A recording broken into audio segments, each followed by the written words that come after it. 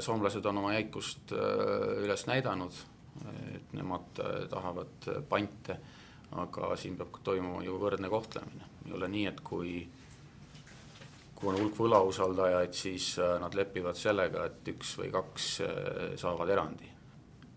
Eesti on lubanud Kreeka laene tagada ja ta on väga huvitatud, et keegi tagaks seda eraldi sel moel, et need laenud saaksid kehvema maksevõime.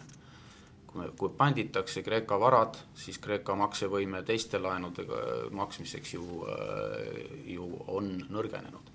Õnneks ei ole Soome nii suur riik ja nii suur panustaja, et sellest veel suur probleem tekiks, aga on ju teisi riike, kes hakkavad samamoodi mõtlema. Austria ühelt poolt ütles, et eritingimusi ei tohi olla, teiselt poolt ütles, et me siis küsime ka Slovakkial ja Sloveenial on olnud sarnaseid ütlemisi, nii et see on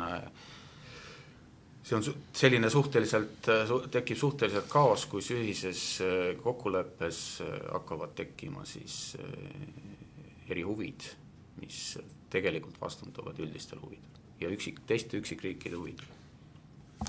Ainult Soome puhul võiks ju leppida, et see on piinlik detail, kus üks riik eelistab siis oma kaalutlusi üldistele, aga see on reaalne oht, et teised riigid hakkavad samamoodi, aga ma nüüd tõesti ei näe majanduslikku šanssi, et kõigile 16 jätkuks tagatisi.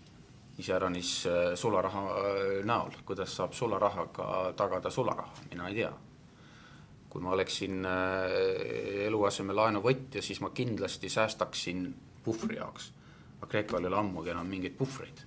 Nad on ammu punases, nad on abilaenu saajad, mitte investeerijad.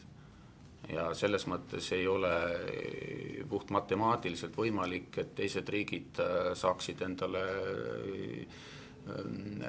märkimisväärseid tagatisi sularaha näol tekitada, et mis siis on, et idee on ju see, et Kreeka maksevõime tagatis on tema reformid, tema rahvusvahelised lubadused ja tema asumine rahvusvahelises siis kuidas öelda, ühiskonnas või. Et Kreeka ei saa endale lubada kokkulepete rikkumist. Et see on ju see, mille arvel pidi ta raha maksma, et ta teeb oma asjad korda, reformib majanduse ja kõik on panustanud selle teadmisega. Selles on asi, et vastuolu on siin väga lihtne.